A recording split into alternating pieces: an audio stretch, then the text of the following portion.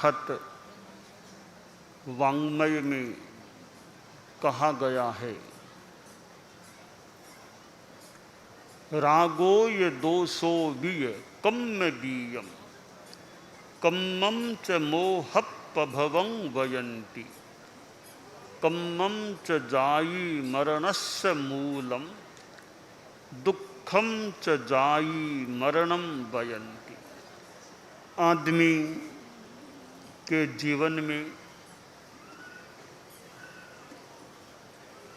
अनेक वृत्तियां उसके भीतर में होती हैं और जो एक सामान्य आदमी है, वीतराग नहीं है, साधु भी नहीं है, उसमें राग और द्वेष के भाव भी उभर सकते हैं। अनुकूल मनोज्ञ स्थिति सामने आती है तो आदमी में राग प्रियता का भाव प्रादुर्भूत हो सकता है। अमनोज्ञ अथवा प्रतिकूल स्थिति सामने आती है तो मनुष्य में द्वेष या अप्रियता का भाव उत्पन्न हो सकता है। जो मध्यस्थ रहने का अभ्यासी है, मध्यस्थ, न राग में और न द्वेष में, जो अंतराल में, राग और द्वेष के बीच के अंतराल में रहने का अभ्यासी है, वह मध्यस्थ होता है। चार अनुप्रेक्षाएं या चार भावनाएं बताई गई हैं। मैत्री, प्रमोद, कारुण्य और मध्यस्थ्य। सत्वेषु मैत्रीम गुणिषु प्रमोदम क्लिष्टेषु जीवेषु कृपा परत्वम मध्यस्थ भावम विपरीत वृत्तौ सदा ममात्मा विदधातु देवे। 12 भावनाएं भी हैं, वैसे 16 भावनाएं भी बताई गई हैं। उपाध्याय विनय विजय जी का संस्कृत भाषा का एक सुंदर ग्रंथ है जिसमें 16 गीतिकाएं भी हैं, संस्कृत भाषा में गीतिकाएं हैं। शांत सुधारस भावना या शांत सुधारस जो ग्रंथ है, उसमें 12 और 4 कुल 16 भावनाओं का वर्णन किया गया है। ये जो 4 भावनाएं हैं, मैत्री, प्रमोद, कारुण्य, मध्यस्थ्य, ये मानो एक अहिंसा और समता से जुड़ी हुई भावनाएं हैं और एक हमारे व्यवहार को मानो बड़ा परिष्कृत होने में ये सहयोगी बन सकती हैं। कि मैत्री भावना, प्राणियों के प्रति मैत्री भावना, किसी से वैर नहीं। मिट्टी में सब भूएषु वेरम मध्य न केनई। सब प्राणियों के साथ मेरी मैत्री है, किसी के भी साथ मेरा वैर भाव नहीं है। सब प्राणियों के प्रति मैत्री का अनुभव करना, मैत्री की भावना भाना बहुत एक ऊंची बात है। कोई मेरा दुश्मन नहीं दुनिया में, किसी को भी अपना वैरी नहीं मानना, सबके साथ मैत्री है। जितना दूसरों का हित कल्याण कर सकें वो करें और द्वेष, वैर, हिंसा किसी की भी इस न करें, किसी की हिंसा करने में सलक्ष्य प्रयास न करें। तो मैत्री भावना से चित्त सुवासित होता है। जिस ज्ञान से मैत्री भावना से चित्त सुवासित हो, वह आध्यात्मिक कह दें ज्ञान है। जेण रागा विरज्जय जेण शेयेषु रज्जति जेण मिट्टी पभाविज्जय तम नाणम जिन शासने। जिन शासन में वह ज्ञान है, वह ज्ञान है जिससे आदमी राग से वैराग्य विराग की ओर आगे बढ़े। जिस ज्ञान को प्राप्त कर आदमी श्रेयों कल्याणों में अनुरक्त हो जाता है और जिस ज्ञान को प्राप्त कर आदमी का चित्त मैत्री से भावित हो जाता है, वह ज्ञान एक अध्यात्म का ज्ञान है। तो ये मैत्री भावना कि सबके साथ मैत्री, दुनिया के सब प्राणियों के प्रति मेरी मैत्री है, यह भावना भाना एक चेतना की शुद्धि का उपाय है। और जो गुणवान हैं, गुणी हैं, ज्ञान दर्शन चारित्र में जो अधिक हैं, रत्नाधिक हैं, साधु हैं, उनके प्रति विनय भाव रखना, बड़ों के प्रति विनय रखना, ईर्ष्या में नहीं जाना, यह प्रमोद भाव, इससे भी आत्मा चेतना अच्छी रहती है। और करुणा की भावना, जो पापों में है, ही दीनहीन अज्ञानी लोग हैं, बहुत नीचे के स्तर के हैं, कोई दुखी हैं, कोई हिंसा आदि में लगे हुए हैं, उनके प्रति करुणा की भावना कि इनका भी उत्थान करें, जितना हो उद्धार हो। तो जो क्लेश युक्त हैं, दुख में हैं, उनके प्रति कारुण्य करुणा की भावना भाना, सहानुभूति और जितना हो सके आध्यात्मिक धार्मिक सहयोग भी कर देना, कारुण्य भाव है। लौकिक संदर्भों में और भी कुछ सेवा आदि कर देना भी एक लौकिक करुणा हो सकती है। और मध्यस्थ भाव, मध्यस्थ, जो विपरीत आचरण करने वाले हैं, कहना मानते नहीं हैं, भी कहना इतना कह दिया नहीं मानते तो मैं दुखी क्यों बनूं, मैं अपनी शांति में रहूं। योपिन सहते हित मुपदेशम तदुपरि मां कुरु कोपम रे। जो हमारा हितोपदेश है उसको भी नहीं मानता तो ठीक है, अपने शांति में रहो, मौका होगा तो और उसको समझाने की चेष्टा कर सकेंगे, तो हम इसको लेकर दुखी न बने।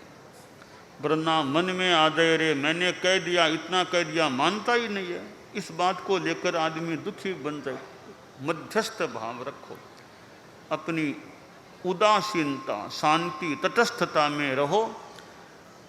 अपना कर्तव्य निभा दिया, उसको एक बार कह दिया, 2 बार कह दिया, अब नहीं मानता तो वो जाने। जमाली जैसा तो भी भगवान महावीर का संसार पक्षीय दामाद जमाली,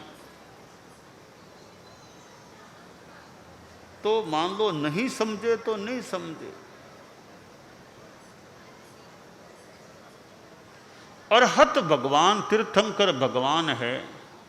अरहंतोपि प्राज्य शक्ति स्पृशः किम धर्मोद्योगम कार्येयु प्रसह्य दद्युः शुद्धम किंतु धर्मोपदेशम यत् कुर्वाणा दुस्तरम निस्तरन्ति।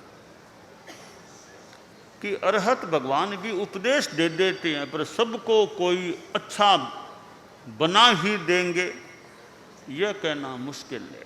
उपदेश दे सकते हैं, मार्गदर्शन दे सकते हैं, पर उनके मार्गदर्शन के देने पर भी सारे लोग अच्छे बन ही जाएं, यह बात मुश्किल है। तो मध्यस्थ भाव रखें। तो मैत्री, प्रमोद, कारुण्य और मध्यस्थ, ये 4 अनुप्रेक्षाएं हैं जो हमारे व्यवहार की दृष्टि से भी महत्वपूर्ण है। मूलतः आत्मा को अच्छा बनाने वाली, आत्मा को हल्का बनाने वाली, आत्मा को निर्मल बनाने वाली, आत्मा को शुद्ध विशुद्ध बनने की दिशा में आगे बढ़ाने वाली होती है। तो जहाँ राग और द्वेष है वह तो पतन का मार्ग है, और जहाँ मैत्री, प्रमोद, कारुण्य, माध्यस्थ्य, समता के भाव हैं, यह साधना है वीतरागता की, समता की, यह उत्थान का मार्ग है। एक पतन का मार्ग, दूसरा उत्थान का मार्ग। राग द्वेष में जाना यह पतन का मार्ग है, और समता वीतरागता की साधना ऊर्ध्वारोहण या उत्थान का मार्ग है, उत्थान का उपाय है। हम जैन शासन में हैं। जैन शासन में वीतरागता की बात है। जैन जिनो देवता अस्य स जैन है, कि जैन कौन होता है? जिसका आराध्य, जिसका देवता, जिन राग द्वेष विजेता ज्ञानी अरहत हैं, जिन हैं, जिनो देवता अस्य स जैन हैं। जिन जिसके देवता हैं, आराध्य हैं, वह व्यक्ति जैन होता है। और जैन धर्म जिनके द्वारा बताया गया, वीतराग जिनेश्वर भगवान के द्वारा बताया गया धर्म है, वह जैन धर्म होता है। तो जैन धर्म तो वीतरागता का धर्म है।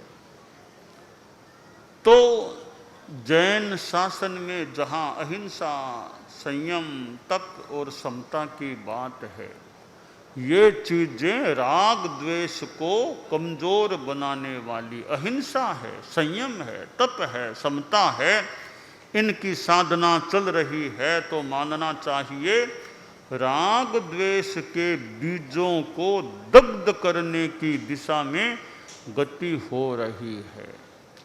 जिसके राग आदि चले गए वो तो परम पुरुष बन गया। भव बीजांकुर जननः रागाद्यः क्षयमुपागता यस्य ब्रह्मा वा विष्णुर्वा हरो जिनो वा नमस्तस्मै। जिसके राग आदि भव बीजांकुर क्षय को प्राप्त हो गए हैं, उसका नाम भले कुछ भी हो, भले कोई उसको ब्रह्मा बोले, कि विष्णु बोले, कि महादेव बोले, कि अरहत बोले, नामना प्रयोजनम नास्ति, नाम से मतलब नहीं। वीतरागता अगर है तो नमस्तस्मै, उसको मेरा नमस्कार है। तो यह वीतरागता कसौटी है कि मोक्ष किसको मिलेगा? जिसके कसाय क्षीण हो गए हैं उसको जरूर मोक्ष मिलेगा। फिर वो आदमी कैसे भी वेश में हो, किसी भी परिवेश में हो, किसी भी देश में और किसी भी संप्रदाय में हो, अगर राग द्वेष को खत्म कर लिया, कसायों को जीत लिया, क्षीण कर दिया, उसको तो मोक्ष मिलना ही मिलना है उस जीवन के बाद। तो मोक्ष का द्वार मानो हम स्थूल भाषा में कहें, उसके लिए खुला है जिसने वीतरागता को प्राप्त कर लिया, कसायों को नष्ट कर दिया। संस्कृत का सुंदर श्लोक है, नासाम्बरत्वे न श्वेतांबरत्वे न तर्कवादे न च तत्ववादे न पक्ष सेवाश्रयणेन मुक्ति ही कसाय मुक्ति ही किल मुक्ति रे गए। कभी मुक्ति किसको? ये कसाय मुक्ति ही एकदम मुक्ति का आधार है। तो नासाम्बरत्वे न श्वेतांबरत्वे, तो कोई दिगंबर बन जाए तो दिगंबर बनने मात्र से मुक्ति नहीं मिलेगी। तो क्या श्वेतांबर बनने से मिल जाएगी? सफ़ेद कपड़े पहन ले मुक्ति मिल जाएगी? का नहीं, श्वेतांबर बनने मात्र से भी मुक्ति नहीं मिलेगी। कि खूब तार्किकता को बढ़ा लें, तर्क कर लें, तर्क करना सीख लें, कि तर्क शक्ति मात्र से मुक्ति नहीं मिलेगी। तो तत्वबोध कर लेंगे, तत्वबोध करना बढ़िया, इतने मात्र से मुक्ति नहीं मिलेगी। अपने अपने पक्ष का आश्रय ले लें कि नहीं, पक्ष का ले लो आश्रय, भले इतने मात्र से मुक्ति नहीं, तो मुक्ति भगवान कैसे मिलेगी। कसाय मुक्ति ही किल मुक्ति रे वे, कसायों से छुटकारा मिलेगा, क्रोध, मान, माया, लोभ, इन चारों से छुटकारा मिलेगा, तभी तुमको वह मोक्ष मुक्ति प्राप्त हो सकेगी। इस जीवन में भी कसाय नष्ट हो गए हैं। निर्जित मद मदना नाम, मनोवाक्काय विकार रहिता नाम। जो निर्जित मद मदन, विनिवृत्त परासा नाम, इहैव मोक्ष है सुविहिता नाम। निर्जित मद मदना नाम, मनोवाक्काय विकार रहिता नाम, या काय वांग मनोविकार रहिता नाम, विनिवृत्त परासा नाम, इहैव मोक्ष है सुविहिता नाम। तो भाई यही मोक्ष है सुविहितों का। कैसे आदमी जिन्होंने मद और मदन, अहंकार और काम को जीत लिया है, शारीरिक, वाचिक, मानसिक विकारों से रहित हो गए हैं, आशा लालसा निवृत्त हो गई है, ऐसे जो मानव हैं उनका तो यही मोक्ष है। इस जीवन के बाद उनकी मुक्ति है। तो जीवन मुक्त एक शब्द है, जीवन मुक्त एक संस्कृत का श्लोक है। अतीताननुसंधानम भविष्य दविचारणम औदासीन्यमपि प्राप्ते जीवन मुक्तस्य लक्षणम। कि जीते हुए भी मुक्त हैं, जीवन जीते हुए भी मुक्त हैं। कौन लोग? अतीताननुसंधानम, अतीत का अनुसंधान नहीं करते, भविष्य का विचार नहीं करते, वर्तमान में तटस्थ भावों में है। कि ऐसे आदमी, साधक आदमी, महापुरुष आदमी जीवन जीते हुए भी वे मुक्त हैं। जीवन मुक्त, क्षत्रिय प्रत्यय का संभवतः माने जीवन मुक्त, जीते हुए भी मुक्त होते हैं। तो यह राग द्वेष से मुक्ति मिल जाए, न किसी से राग न किसी से द्वेष, नहीं काहू से दोस्ती नहीं काहू से बैर। जैसे वन का कैर, किसी से दोस्ती नहीं राग के रूप में, या किसी से वैर नहीं, ऐसा साधु पुरुष होता है। राग द्वेष को जीतने में सफल हो गया है, वह बहुत बड़ी बात होती है। ठीक है, वर्तमान में पूरी वीतरागता, पूर्णतया वीतराग होना मान लें, अभी कठिन मान लें या असंभव हो सकता है वर्तमान हमारी इस दुनिया में, परंतु आशा है बहुत दूरी पाटी जा सकती है। वीतरागता के संभवतः निकट पहुंचा जा सकता है। तो निकट पहुंचने का तो प्रयास करें, फिर थोड़े ही जन्मों में पूर्ण वीतरागता भी मिल जाए। तो साधु तो खैर वीतरागता की साधना करे ही करे। आप लोग जो गृहस्थ हैं, श्रावक श्राविकाएं हैं, कोई श्रावक श्राविकाएं भी नहीं हुए हैं, वे भी इस मनुष्य जीवन में जितना संभव हो सके वीतराग बनने की साधना करें, कि वीतरागता मिले। राग द्वेष गुस्सा अहंकार माया लोभ काम ये सब मेरे कृश हों, कमज़ोर पड़ें, और वीतरागता का भाव काफ़ी अंशों में मेरा पुष्ट हो जाए। तो यह जैन शासन जिसमें वीतरागता की बात है, भगवान महावीर और हमारे पूरे 24 तीर्थंकर तो इस अवसर्पिणी में, इस व्रत क्षेत्र में हुए हैं। भगवान ऋषभ से लेकर भगवान महावीर तक, और भगवान महावीर के या इस जैन शासन में हमारा धर्म संघ जैन श्वेतांबर 13 पंथ है, जिसके आदि आचार्य प्रथम अनुशास्ता परम पूजनीय आचार्य भिक्षु हुए। वे हमारे प्रथम आचार्य हुए। आज से लगभग 264 वर्ष पहले हमारे धर्म संघ जैन श्वेतांबर 13 पंथ का मानो शुभारंभ हुआ।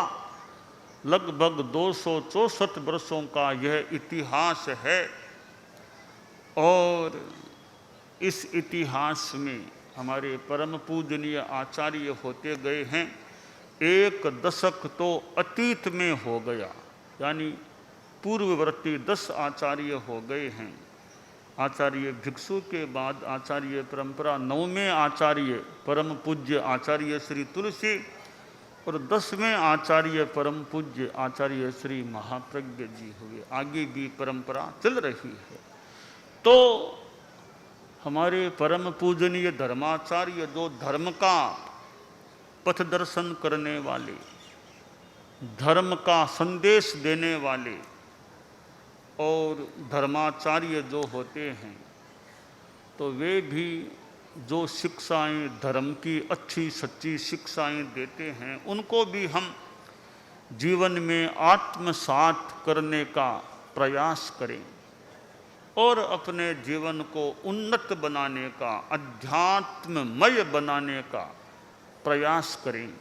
तो यह राग द्वेष की बात है, यह अध्यात्म से दूर ले जाने वाली है और वीतरागता की स्थिति हमें अध्यात्म से जोड़ने वाली, अध्यात्ममय बनाने वाली होती है। तो हम अपने इस मानव जीवन में अपने कसायों को, राग द्वेष को पतला करने का, कृश करने का प्रयास करें, यह काम्य है। हम सिद्ध योगी आचार्य श्री महाप्रज्ञ से प्रेक्षा ध्यान का एक प्रयोग करें। आपको एक प्रयोग कराया जा रहे हैं श्वास प्रेक्षा का। 5 सेकंड में श्वास लेना है, 5 सेकंड भीतर रोकना है और 5 सेकंड रेचन करना है और 5 सेकंड बाहर रोकना है। इस प्रकार 20 सेकंड में एक श्वास। सावधान रहे, श्वास भरे, भीतर रोके, रेचन करे,